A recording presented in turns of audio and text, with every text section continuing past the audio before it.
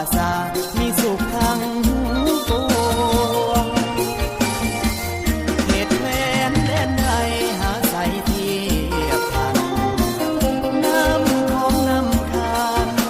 ประสานกอดใจเมืองหลวงใส่ยาบุรีทิมนี้ยังฝังในสวงเวียงจันทร์เสียงควางจากมาแสนหวังคืนนั้นลาตรีเสิร์ชสันเวียงจันทร์นครหลวงใจหลายล้านดวงขอน้อมนมัสการบริคำใส่คำมวลทบทวนให้ใจใฝ่ฝันสวรรค์เขตทิพย์สารวันตำนานเมืองไดโนเสาร์จำปาเบ่งขาวสาวลาวพี่น้องกินโหดเสกองนวลน้องงามเพนอเจ้าอันดับเบือยะเอ้ยเห็นแล้วอายหายโศกเศร้าวอนพระองค์เสนเมืองเก่าให้คู่เมืองลาวไปกาลนาน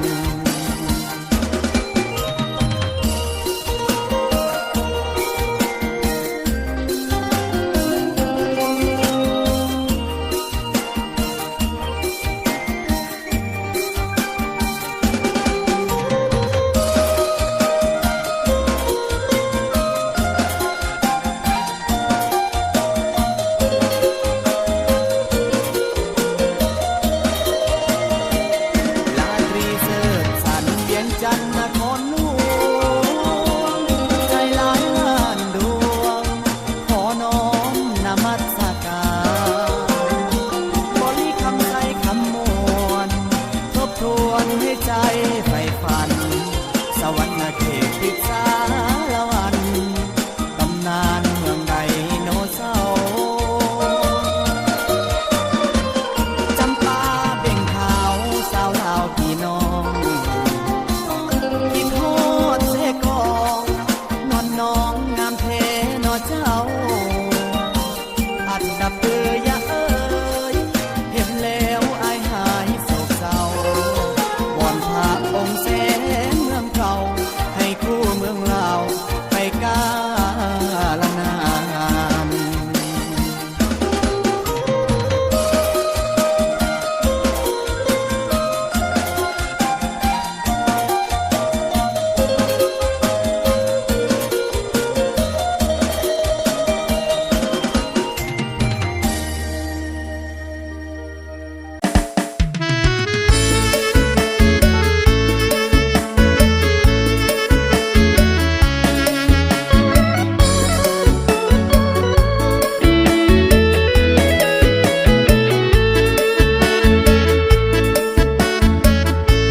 งามแท้วังเวียงมีชื่อเสียงดังก้องโลกามาแล้วบ่อยากจากลา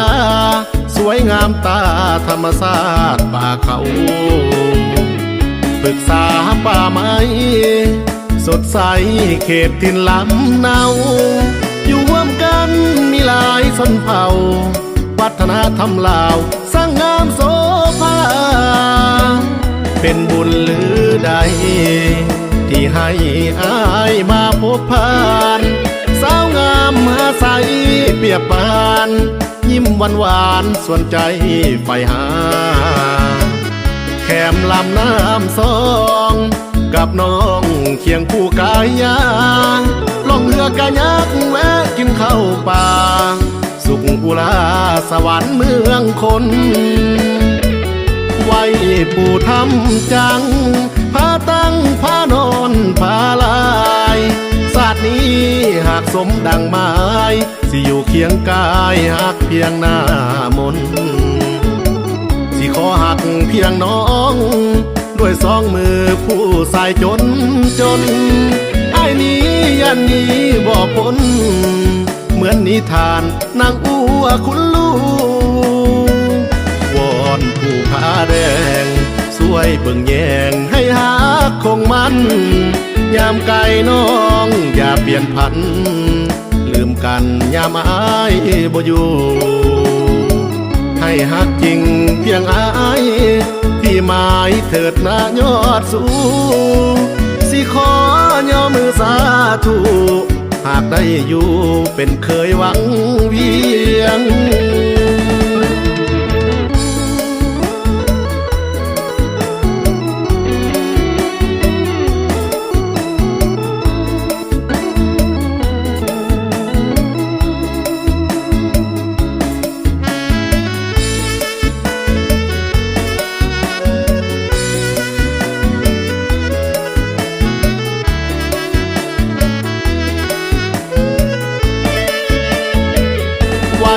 ปู่ทำจังพาตั้งพานอนพาลายศาสตร์นี้หากสมดังหมายสิอยู่เคียงกายหักเพียงหน้ามนสิขอหักเพียงน้องด้วยสองมือผู้สายจนไอ้นี้ยันนี้บ่พ้นเหมือนนิทานนางอัวคุณลูวอนผู้ผาแดงช่วยเบิ่งแยงให้หาคงมันยามไกลน้องอย่าเปลี่ยนพันลืมกันยามอายบ่อยู่ให้ฮักจริงเพียงอายที่หมายเถิดนายอดสูสิขอย่อมือสาธุ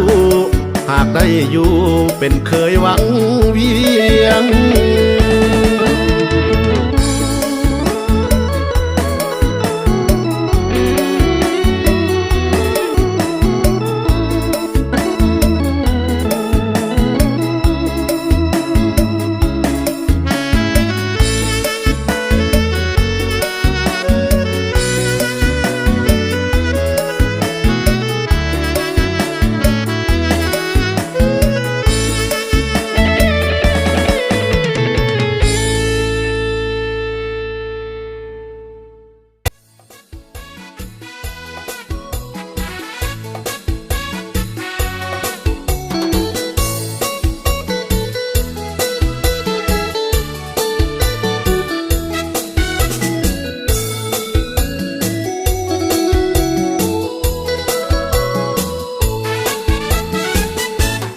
ซองไหลลอง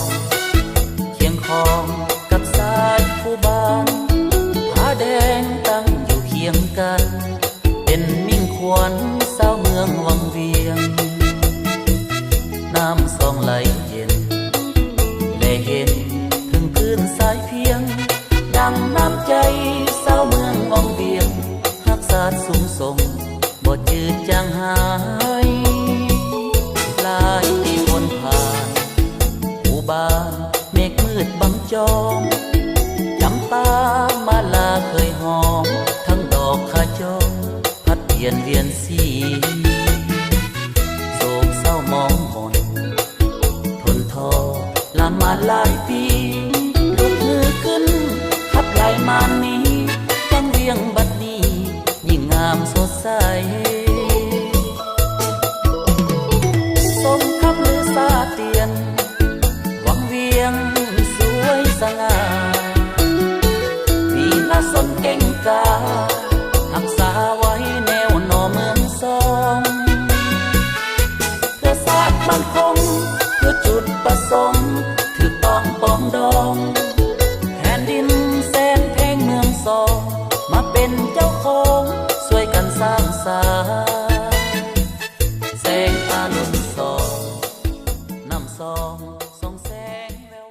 เฮ้ย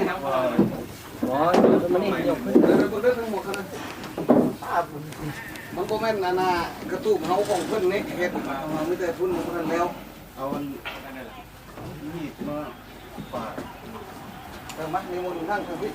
เอาบอกยกไม่ยังมันยกเฮ็ดบ่ทันแล้วบ่ทันมีบ่นั่งบ่หยังนี่ก็ต้องมาแล้วมาเลยมาแล้ว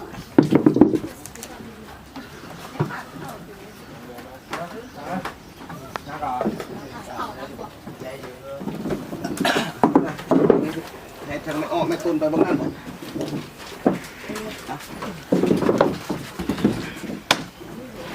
ได้อยู่อ่ะ อ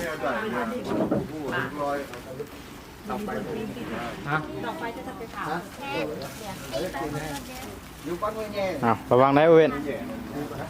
อีน้อยแห้งนักกันนะ โอ้ทั้งนัก ไม่ไม่ได้ วายสังเกตจะกัดขึ้นแล้วกันแล้วกัน ระวังหัวเด้อแต่ละคนเด้อ พอดีเลย โอ้ น้อย เขา นะ เจอขึ้นแล้วเขาเจอขึ้นแล้วนั่นแหละมา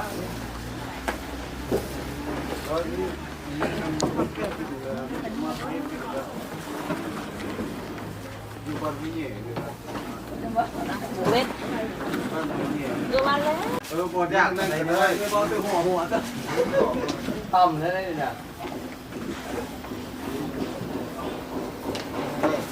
เอาหูมาแล้วนะ ไปนิดนิดหน่อย เมื่อยอยู่วะเมื่อยอยู่วะ ยิ่งไปมาทั้งวันนี้ เมื่อยอยู่วะ มียังแหละนี่ว่าจะใส่ไม่กล่าวว่าวันที่12เนี่ยจะทันบ่ทันแน่เปิดใส่แก้วใส่เนี่ยถึงบ่ถึงแม่น่ะเสียงมื้อแรกจะสิตั้งมาสิ กระสูดเลยนะโมตัสสะคนละสูตรแล้ว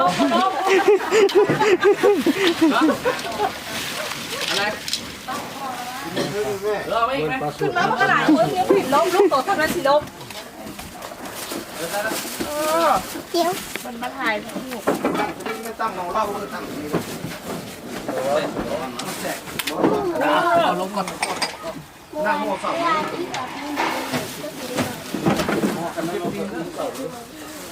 เป็นยังไง โกมา ปั่นทางนี่ลำนะ ไอ้น้อยเห็นนะ นี่จัดทาง ง่าย เฮ็ดกินเอามาเฮ็ดตรงนี้ก็ ง่าย ไม่ออกไม่ออกอันตัวเฮ็ดกินแล้วนั่งลิ้นนั่งตัวนั้นบอดเฮ็ดกินนี่อย่างเรา อันนี้ก็ได้ เทียงนี่เทียงนี่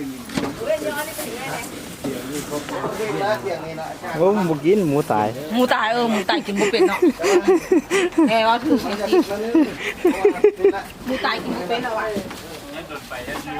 ฝุ่นเสียนะ คุณนะคุณเอาเว้นคุณเอาโป๊ะไปเหรอ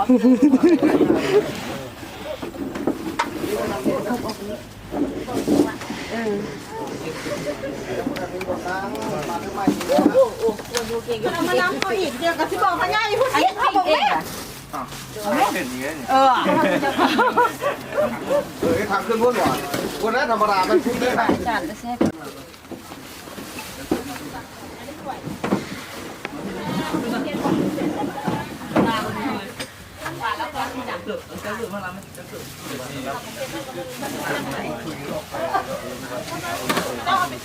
เกี่ยวกับที่ของอามาเลยเช่าวันนั้นของมันไปถึงล็อกอันนั้นวันนี้เครียด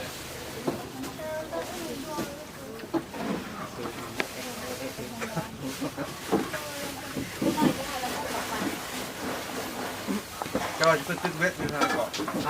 เวทน้องแกพูดโอ้โหตึกเวทพอทันได้ไปเขาพูดเราก็มาเมื่อเช้าเลยพี่ดูครับซ้ายกว่าแล้วได้ยินแม่อันนั้นทูหาอาจารย์เลยทูหาจะมาทูขับว่าจะไปกินบักร้อยอาจารย์เพิ่งจะไปพุ่นแหละพุ่นได้ทูหาเจ้านี่ก็ได้ กำลังจะเดินขึ้นแล้วก็หาได้หาย ว่าเนี่ยคือเป็นดอกคันไดเนี่ยคันไดไม้ มันได้หาย ได้ไม้ระวังตึงเพราะว่าพอดีมีอันน่ะห้องน้ำนี่พอได้นั่นแหละเสร็จนี้นั่งนี่ก็ได้แล้วล่ะ มือวัดเขาเป็นคนวัด นี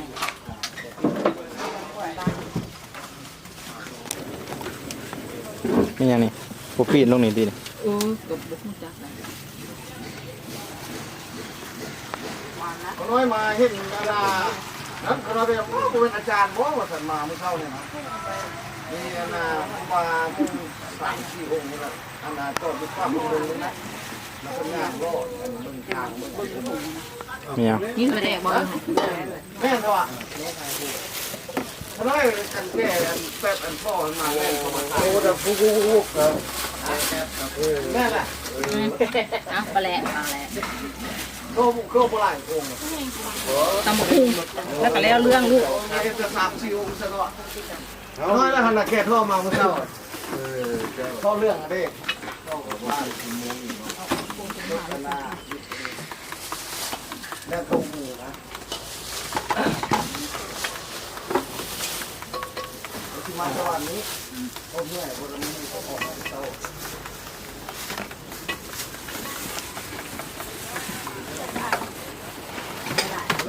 เดี๋ยวไปที่นะโน้ตไปเวียดนามมือแรกจะสิ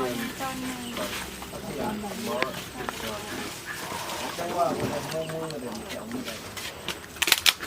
ไปมาตะคุมมาคนเดียวไปเวียดนามไปเรื่องมุกรีไปเชื่อแล้วเด้อแต่แล้วเด้อเอาลงใส่เรียกไปเรียนคุณมาตีใหญ่กว่าเราได้ลูก2 คนตามคนงาน เข้มแล้วเข้มแล้ว เอาหน้า โฟม1 10,000เด้อโฟม1 10,000เด้อเข้า ทายของ12หมดแล้วก่อนนะ จองตักกับมีตัวจองตักใส่ประมาณ2 อันเห็นบ่จองว่ะเด้แม่ไปเห็นการเป็นซิมังเป็นอย่างไรบ้างของเฮาเฮ็ดเบิดหลักหนึ่งกระตูนั้นแล้วกระตูอยู่เข้าคำจังแล้วกระตูเข้า2 ยอดตัวนี้เราสูงตัวนึงตัวนั้นไม่แต่เข้าซัดตัวนี้10 ปลาย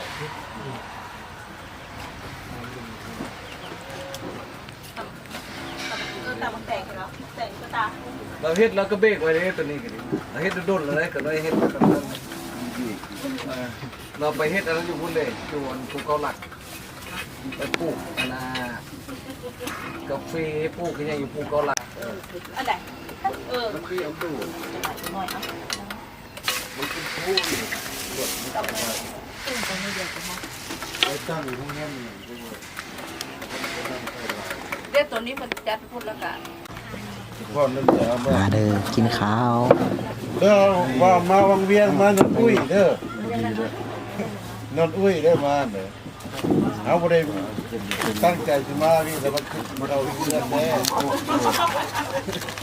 อุ้ยว่าอันนั้นกินวังเวียงมัน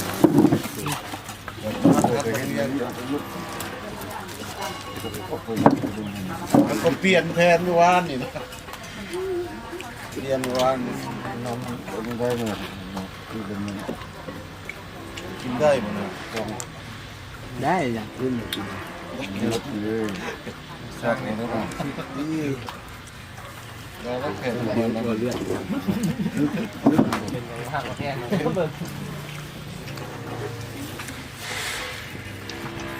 ตัวนี้ลำโพงนี่ลำโพงโอ้อันสักว่ะเขาก็มานอนนั่นแล้วเขาก็มานอนเขาติดหนีไว้ด้วยแบบนั้นคนนี้เด้อไม่ได้เอาที่มานอนเขาจะติดหนีไว้ด้วยแบบนั้นคนนี้เด้อมีเงินก็มานอนตุ่เลยที่นี่ยัง เอามาดูเลยคันก็ถ้าเอาที่เอาแก้ที่กองรถมาเขาจะมานอน มาไปชิปับวันนี้นี่ยังว่าชิวกับเจ้าของดินวันนี้เขาชิปับแล้วใช้กระจำกลางเต้นให้มันต้นไม้ที่ข้างนี่ จับอย่างนี้ตัวนี้พวกมันแหละ ผู้ชายมาเล่นให้เรา หมวกที่ใส่ เดี๋ยวออก ตามมาทุกคนมาทั่วใช่ไหมจะบอกลุงตามคนเนาะ เบิ่งคนเรื่องอันคนอันน่ะโตอันน่ะเล่นเสียงเขาที่ใส่ต้องเสียง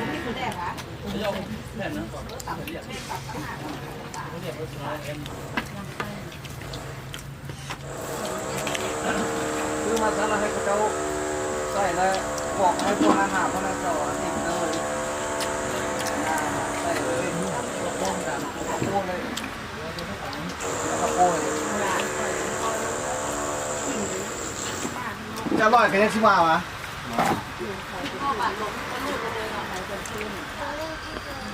มากินข้าวป่าได้ในวันกินข้าวอย่างนี้มีข้าวป่าแล้วนี่พากันเข้าที่ป่าเลย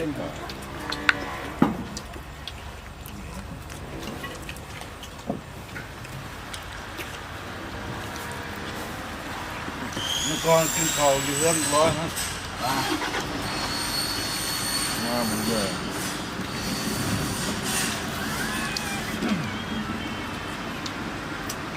ป่าจะยังหลายบ่ป่าอีกหรอหลายแล้วมันเอาบ่ได้น้ำหลายปลานิลก็อย่างนี้หลายก็ปีนี้นะปลานิลปลาโก้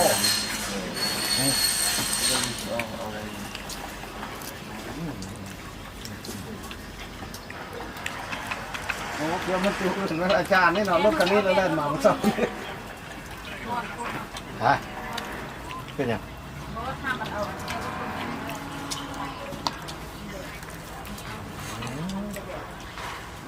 ตัวแกยังมาเมื่อเช้าท่อเลยท่อไฟฟ้าท่อเรื่อง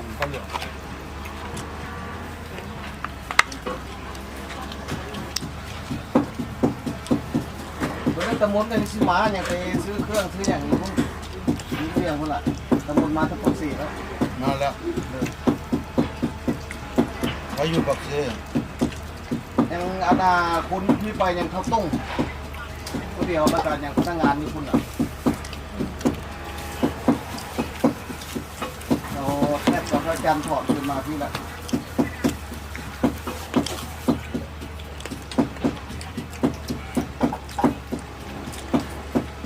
มีที่พูดหลายเขาจะเห็นกันเพื่อนมันมีบริษัทของพวกเนี่ยพวกไทยพิบัติพิบิดเนี่ยให้เงินระยะนี้โค้งหมดอันฝากไว้แน่นี่มาโค้งถึงนะใช่ไหมเฮ็ดเที่ยวมาแว่เลยเด้อเที่ยวมาสมัยเด้อ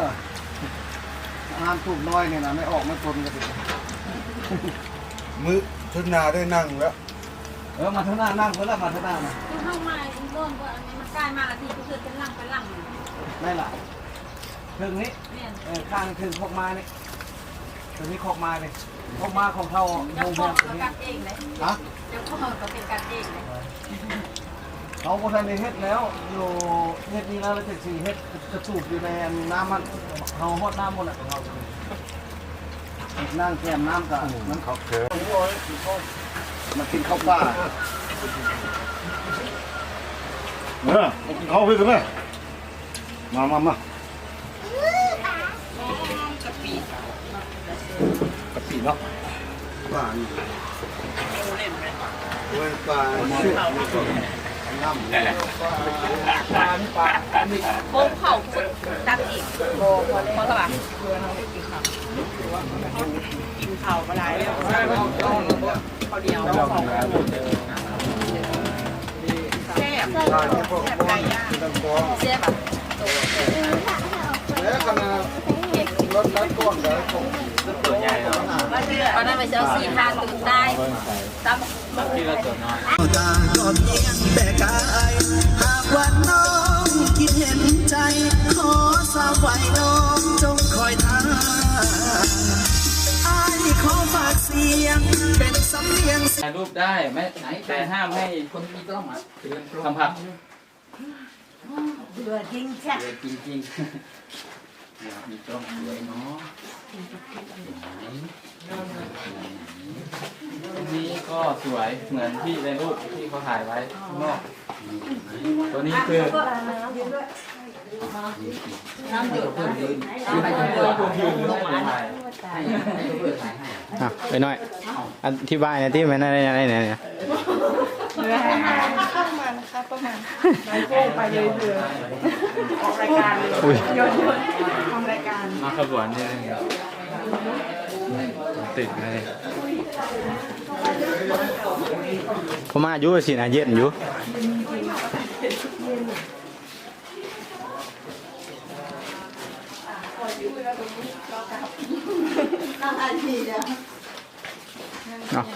น้ำนี่คือหมักกำเฮาเดี๋ยววะเนาะหยดมาเรื่อยๆเลย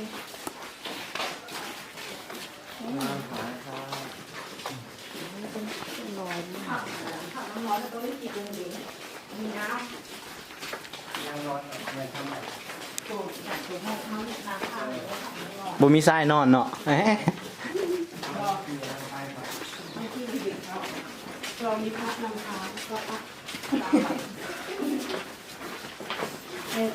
เบิร์นวีได้องค์นั้นนะบุเคยมาจากเถื่อได้นำทางเซยนะของพี่ก็ครั้งแรกเหมือนกัน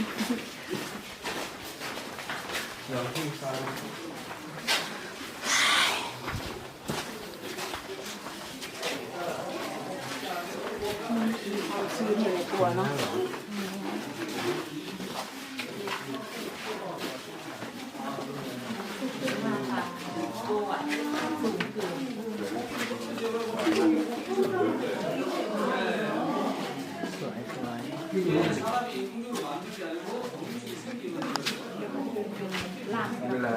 ไปรถ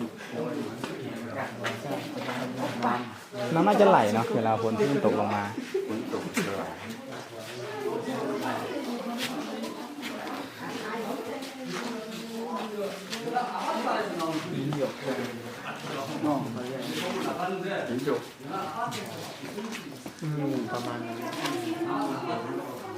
จะรออะไรกันล่ะ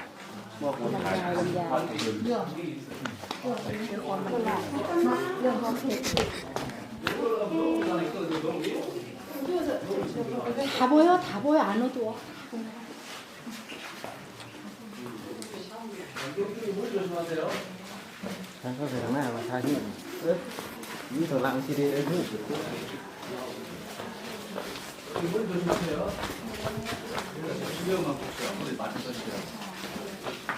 나가다 보면 다치겠다. 뭐 그러고 있어.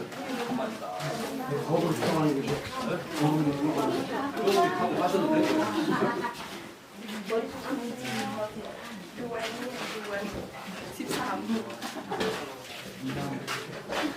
딱 거울 나가면 영화 아파트에서 봤던 그런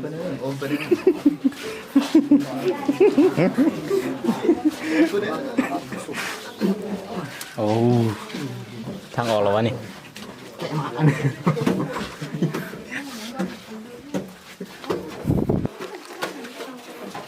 มืดกึ๊บ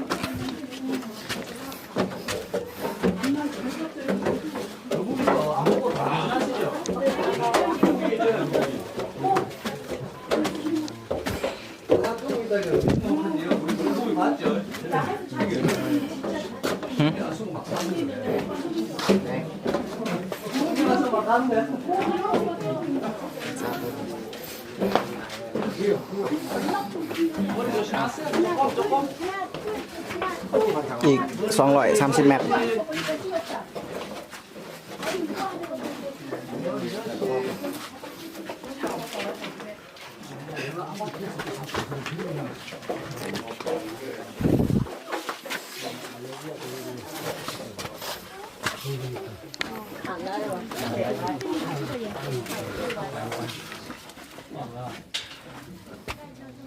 เอาถอย 근데 사람들이 막 그러니까 지금 바빠서 많으니까 그쪽으로. สุลงกันยังแล้วสุไปอีก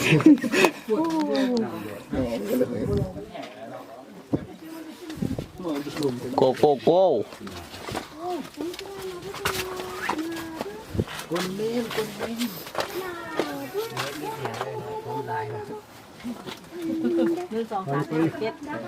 뒤에 막 스님들이 빨리 가지.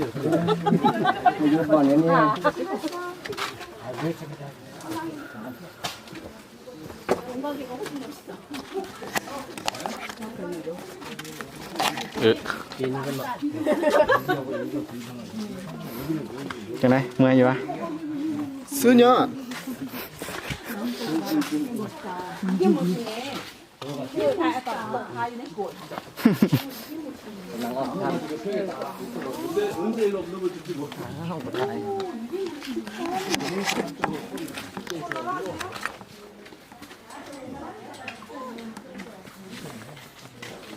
เขาก็บ่ลองเข้าไปไหมไปติดถ้ำ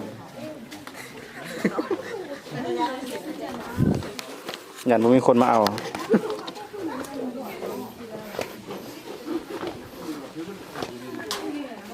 สู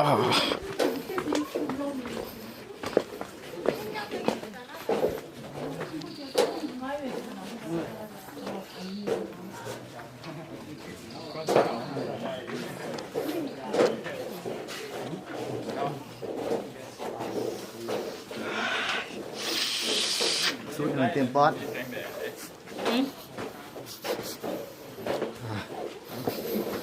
เอาทงมาหุบไปปล่อยวัด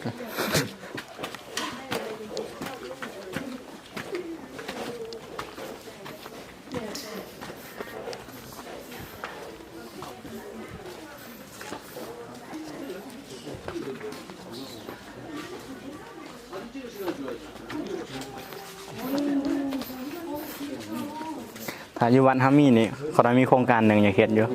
ระเบิด บออย่างแบบเอาอูมาแขนใส่แล้วก็นอนนะ หมดระเบิดอีก พูนแขนอยู่ถึงปลายนะคุณนะแบบ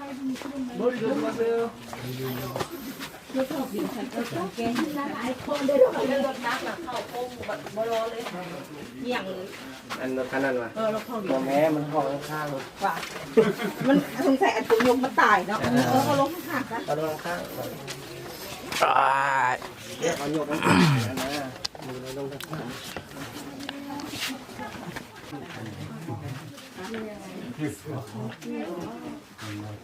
นี่ปูนั่นนี่ เมื่อนแล้วทั้งนั้น เห็นเอาที่นี่ก็ได้ หึ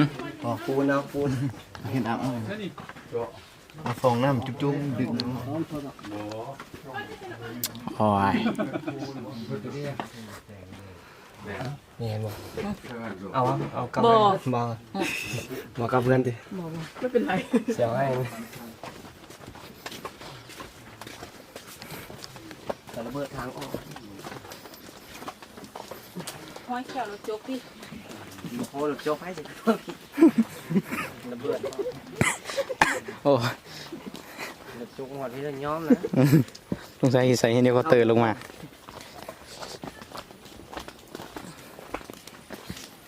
บอกที่อันนี้มันยกปูนมาตั้งเชือก คือได้ทุกคนตัวไหน แมนโอ้มัน สี่ไม่รู้ มันมีหลายนี่เนาะ ตั้งแค่มันได้สิคัดอยู่ เล่นแต่อยากจับกับอยาก มันอาบน้ำนี่นะอาบน้ำนั่นเด็ ฮะ อาบน้ำนี่ อาบน้ำดิเด็ก อาบน้ำทีแกะมันยัง มาที่ก่อนมันไม่ได้อาบน้ อยากจำอย่างเดียว ำโบหมาฟ้าหรอกที่อาบที่เก่าแหละได้อาบที่มองหนึ่งมันลงเครื่องเปียกเลย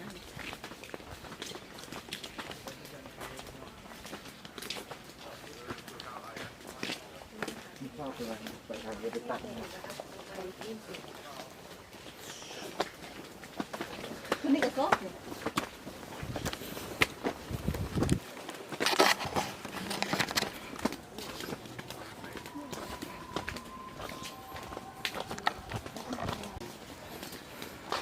โลเดียว ผมไม่ได้ขายสิลูกเราขายสิลูก ขายตัวได้สั่งขายแล้ว เที่ยวแล้ว ขี่สลิง โทรถามหัวหน้าดูขี่ได้บ่ ยันฝาสะบงมันสิปิ้วลงมานะ จับ แม่ง ขี่เรื่อง ขี่เหงื่อวะ อาบน้ สิไปวะเลย เด้คือมันยังบริน้ำมัน ำแด่ตัวเท่าไรเท่าไรนี่ดูอะไรที่ได้แสน เก้าแสนละ มาแล้ว ฝากไปแล้วเนาะ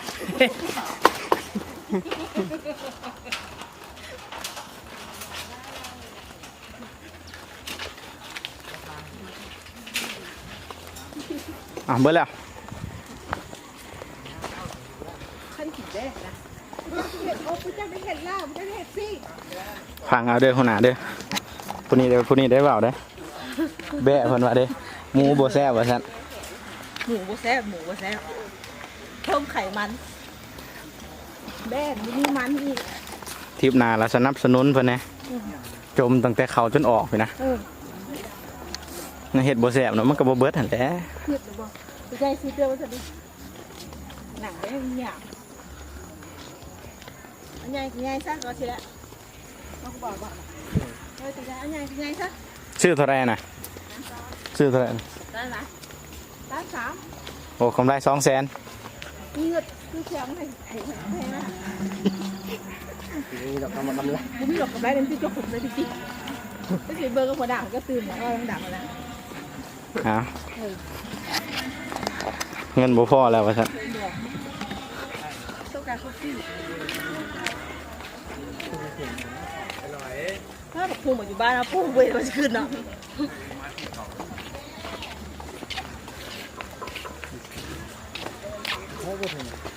ทำเนื้อ บุญได้บุญต่อบุญอันนี้ว่าทำนางผ้า ง่ายมั้งพ่อสาวคือ ก็โทรคนยืมแน่ลุงหาสมองค่ะวิคีเถิดร้านสลิง บ่ เล่นเสกกันสิท่าน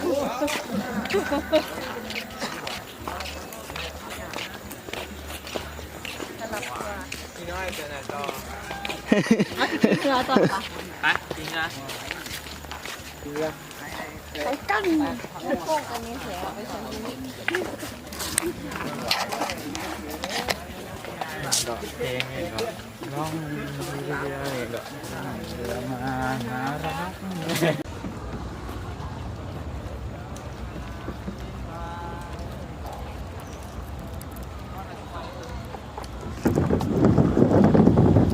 เจนไว้ขอรับตี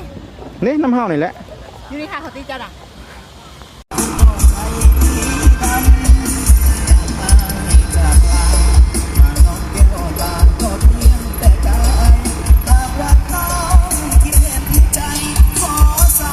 เอาหลังให้ย่างเป็นปีน ยักษ์คอมันนี่นั่งบนลึก พอไม่ทันต่ำหินดูปีนซะเนาะ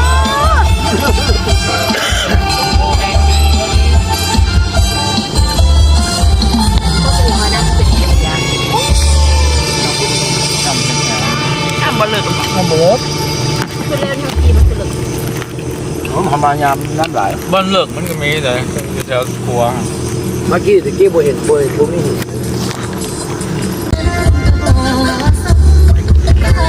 คือเนื้อหางยาวไล่กันดุมเสียจักขนาดเลยห่างมาแล้วเขาเด็กผ่าน